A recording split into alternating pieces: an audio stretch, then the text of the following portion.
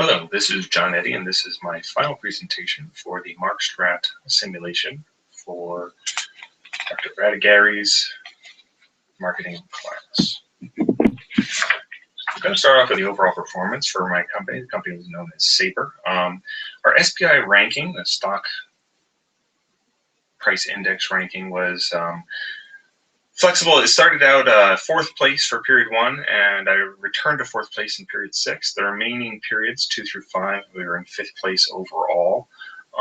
Net contribution was a bright spot for our company, with 3rd place overall in net contributions. Our performance was uneven. The successes we had tended to be in the beginning and then at the end, as we made a pretty nice recovery after some missteps in the middle of the simulation. Among the bottom 4 competitors, Sabre had the strongest SPI growth in the last 3 periods. The top 2 competitors really ran away with this competition, though, and they kind of were operating in the field all their own by the end. Sabre was largely hindered by a very poor period 3 due to some decisions that, in hindsight, were quite questionable from period 2.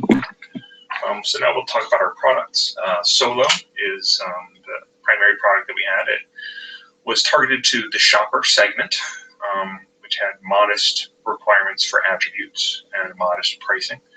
Secondarily, we also sold fairly well to the Explorer segment. That was largely by default, as actually none of the competitors, nor myself, specifically targeted the Explorers with a product. So there was nothing ideal for them to latch onto, which meant that they ended up spending their money on other products. And Solo ended up benefiting from that significantly. Positive contributions every period from the Solo product.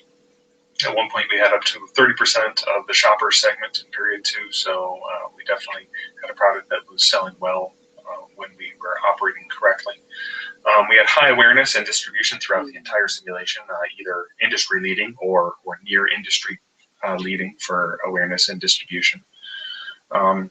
Turned out that some of our attributes needed to be optimized, and they should have been optimized sooner. So the change in consumer expectations caused our power to basically be leaving our product behind, which ended up making it hard for us to have some sales success. Our pricing also wasn't, we were always perceived as having a higher price than many of our competitors, not by a lot. It was still close to the target, but always just a little bit higher, and I'm sure that did impact our sales.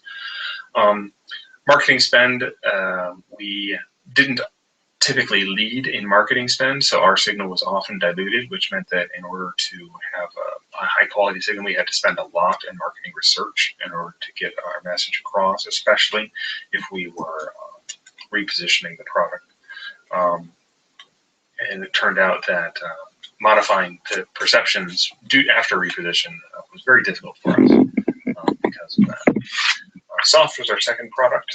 We targeted Sabres. It had very low requirements for most of the attributes that the product has. In period 1 and twice in period 6, we had approximately 20% of the sales for the Sabre segment. So the soft product did have some success when we were operating correctly. Had high awareness and distribution for most of the simulation, though in period 3 you can see sales dropped significantly. That was largely due to us putting on a marketing and commercial hiatus for that period. We dropped price to try to compensate for it, but the demand really dropped. We used the money that would have been spent on the Sabres product to promote our SOAR product release. But as you can see, the soft product really suffered. Even though our awareness was still quite high, the demand really dropped to less than 10% of what it was the previous period. And likewise, after we made modifications to the soft product, it took longer than we expected to perform sufficient market research to reposition our brand when it came to consumer perceptions. So similar to the Solo product in that regard. The SOAR product was targeted for the overlap between hires and professionals. Both of them had similar requirements, but certainly not identical. And I thought maintaining our attributes close to what they were expecting would allow us to pick up sales from both of those categories. It turns out as attributes get closer and closer to the ideal values, the response is nonlinear. It becomes almost logarithmic. arithmetic as you end up with a product that is closer and closer to what the high earners or professionals were looking for, which meant that trying to target a space between the two really wasn't the best choice. So our sales, even though we had positive contributions, our sales dropped after the first period, and we understood that we'd have to really optimize our attributes in order to really compete in either of those segments. So because of some of the drop in the size of those segments, because of the need to re-optimize the product, and because we needed to spend our money more wisely amongst fewer products so that our signal wasn't diluted, we decided to discontinue the SOAR product after only 2 periods. It's a hard decision to make, but I think that after we saw the results in periods 5 and 6, it was definitely the right one. So the keys to our success, when we did well, what was working? Our distribution and awareness were almost always high, which certainly made it easy for customers to find the product, and the customers always knew about the product.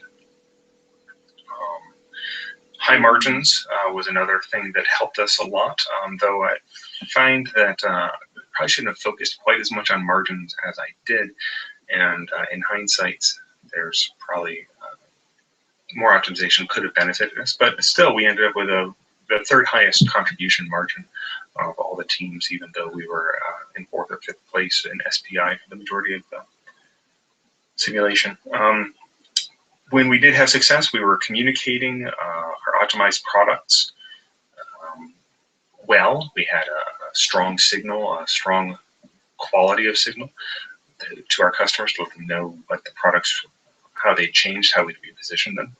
And we were spending sufficient money to, as a significant portion of each segment, to make sure that demand was relatively high as compared to the other competitors. There was always, it seemed, at least one company that was higher spending than us, but when we spent the most, it seemed to do the best.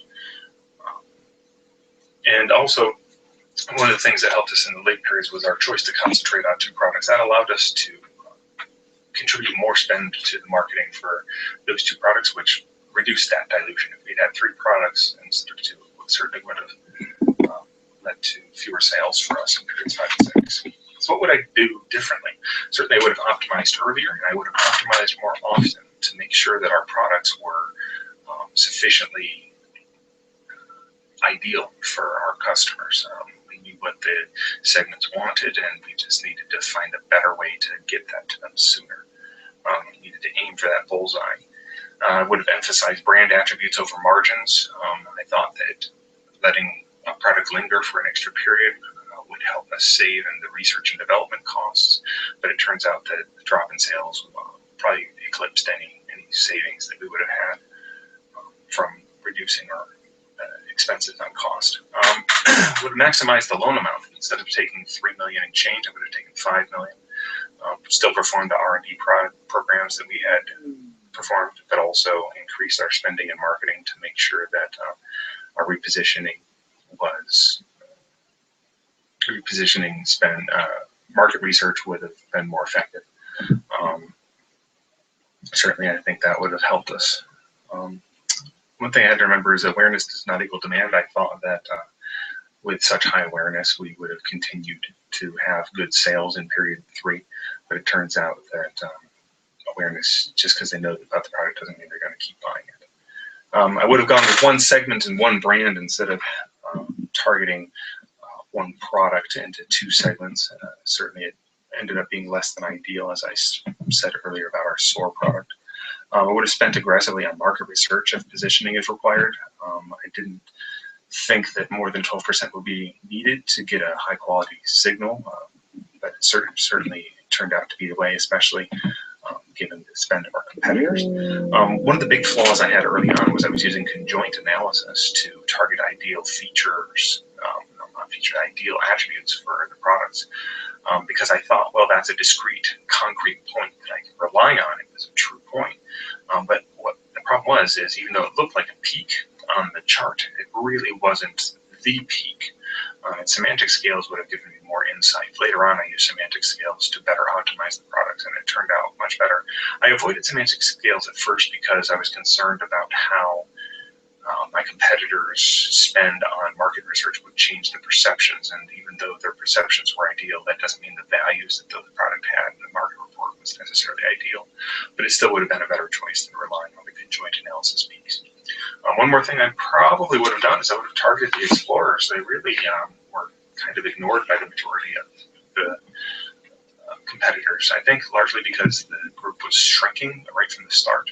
But if we'd had wherewithal, I think optimizing a product specifically for them with no competition in that group probably would have led to a pretty high yield. So what did I learn from this simulation? I learned quite a bit. Segmentation and targeting is a very important feature of this simulation, understanding that different groups want different features and different products, different needs, and filling those with different products is an important takeaway. Each segment, of course, has their own price point. Some of them, are willing to spend money, whatever it takes, to get what they want, while others are value-minded. You have to keep that in mind with segmentation. You need to make sure that whatever marketing you use is reaching your target.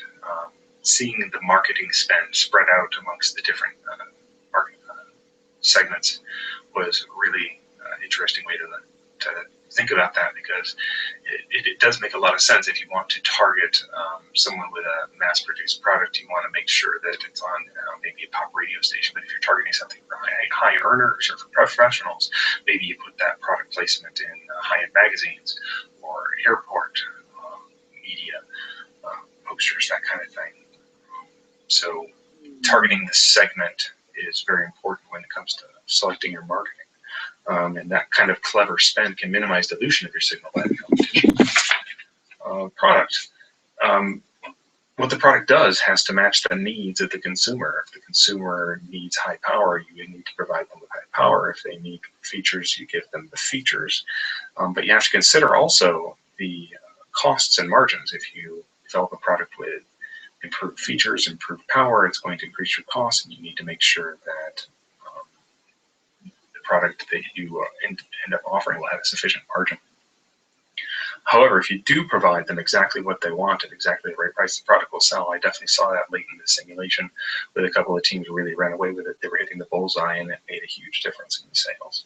And then sometimes perception is truth. So if you have a product that is just a little bit off from what is needed, rather than going back to the drawing board, going into R&D and having it redone, you can sometimes optimize their perceptions to help customers realize that your product is the one. Price, of course, is very important. It's orthogonal to the product attributes. Within a price segment, you have to look at what you can get. When all else is equal, price is king. Certainly early in the simulation, we saw multiple products that weren't well optimized, and whoever picked the right price was the one who ended up getting the most sales. I certainly benefited from that early on in this simulation. There are optimal ranges for each segment, but lower isn't always better. Some segments really want to have a high cost product because they feel that something with a lower cost is inferior quality, or it doesn't carry the same prestige that the product that has a higher price tag carries. And price is more important for some segments than others. It's a bigger priority for people that don't have a lot of money. That price can be essential, but for someone who just wants power, they're willing to either overspend or underspend as long as they're getting the power that they want. Price is important. Place is very important as well, of course. Once the customer knows about the product and wants it, they need to be able to find it. Channels, of course, in our simulation, there was the specialty stores, mass merchandisers, and online. And certainly when you're considering who's going to buy your product and where they normally shop, you have to choose the places that they normally shop so they can find your product. Savers in the real world might shop at Walmart. You want to put your products there. High earners might look for sleek Apple type products, and so you need to do the mall kiosks and Apple stores, something along those lines. And professionals, they want power and speed, and they're going to find it wherever they happen to look for it. Some of them may look more online to do more research and find the products there. You need to make sure that if you have a product that is sought by a certain group, you're putting the product where they can get it. And promotion. Again, I said previously, awareness is not demand. Just because someone knows about it doesn't mean they're going to want to buy it. You need to make sure you get a quality message to the group that you're trying to sell to, and that the quality message matches what they're expecting, what they want. Just because you're telling someone about your product doesn't mean they're going to change their mind necessarily about it. Demand can wane without constant messaging. I saw that definitely in period 3 when we dropped our marketing spend for the soft product. Our awareness was still quite high, but people weren't buying the product because it wasn't forefront in their minds. They were looking for something else, the hot thing, the new thing, the thing that they saw on TV. You have to know how to reach your target, buying ad space by segments. As I said before, maybe high earners and professionals are at airports or in high-end magazines, while billboards in downtown might get someone who's looking for a more common product. The message can communicate attributes, so you can tell people what your product can do, but also you can alter perceptions. That is, you can use the marketing research to make a product seem more optimized for what someone is looking for, or make them realize that your product is what they're looking for, even though it may not have met their original criteria. You can then use that alteration of perceptions to kind of nudge customers into the sweet spot to increase your sales. So certainly this was a beneficial strategy going through this marketing simulation. I was glad to be a part of it, and I'm looking forward to taking some of these lessons and applying them in real life. Thank you very much.